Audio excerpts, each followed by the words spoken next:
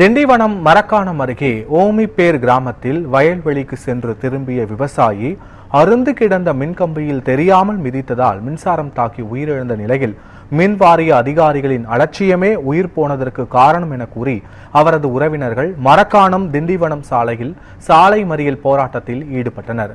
ஓமிப்பேர் கிராமத்தை சேர்ந்த இந்திரகுமார் விவசாய வேலைகளுக்காக வயல்வெளிக்கு சென்று கால்நடைகளுக்கான வைக்கோலை எடுத்துக்கொண்டு வீடு திரும்பிக் கொண்டிருந்தார். அப்போது அந்த கிராமத்தில் உள்ள ஓடை பகுதியில் அருந்து கிடந்த மின்கம்பியை கவனிக்காமல் மிதித்துள்ளார்.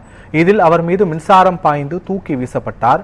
உடனடியாக அங்கிருந்தவர்கள் அவரை மீட்டு சிகிச்சைக்காக முருக்கேரி அரசு ஆரம்ப சுகாதார நிலையத்தில் அனுமதித்தனர். அங்கு அவரை பரிசோதித்த மருத்துவர்கள் அவர் ஏற்கனவே உயிரிழந்து விட்டதாக தெரிவித்தனர். ராஜ்கமல் உயிரிழந்த செய்தி கேட்டு அதிர்ச்சியடைந்த அவரது உறவினர்கள் மற்றும் கிராம மக்கள் முருக்கேரி அரசு ஆரம்ப சுகாதார நிலையத்தை முற்றுகையிட்டு போராட்டத்தில் ஈடுபட்டனர். மின்கம்பி அருந்து கிடப்பது குறித்து மின்சாரத்துறை ஊழியர்களிடம் பல முறை தகவல் தெரிவித்தும் எந்தவித நடவடிக்கையும் எடுக்கப்படவில்லை என்று தெரிவித்த அவர்கள் மின்துறை ஊழியர்களின் அலட்சியம்தான் இந்த உயிரிழப்புக்கு காரணம் என குற்றம் சாட்டியுள்ளனர். போலீசார் உரிய நடவடிக்கை எடுக்கப்படும் என கூறியதை தொடர்ந்து சாலை மறியல் போராட்டத்தை கைவிட்டு அவர்கள் கலைந்து சென்றனர்.